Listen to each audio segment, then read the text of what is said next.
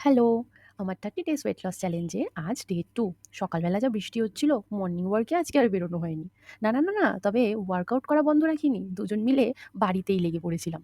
সিঁড়িতে ওঠানামা করলাম, রানিং করলাম, স্কোয়াট মেরেছি। প্রত্যেকটা ওয়ার্কআউট মানে ইভিনিংয়েও যেটা আমরা হেভি ওয়ার্কআউটটা করি, সেটা আমরা আজকে সকালেই করে নিয়েছিলাম দুজন মিলে। আর আমার ট্রেনার তো আমার সাথেই লেগে গেছিল।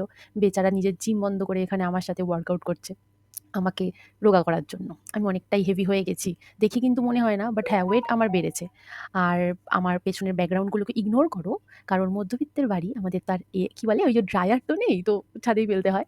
আর এখানে যখন ওয়ার্কআউট করছিলাম এটাই ভাবছিলাম যে পাশের ছাদ থেকে যদি কেউ দেখে কি ভাববে?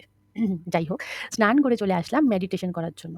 মোস্ট ইম্পোর্টেন্ট, সবাই প্রত্যেক দিনই সবাইকে মেডিটেশন করা উচিত। এতে মাইন্ড ফ্রেশ হয়, কনসেনট্রেট বাড়ে কাজে। তারপরে ফ্রুটসের থালা নিয়ে বসে পড়লাম। আমি একা খাইনি, ও আমার সাথে খেয়েছে।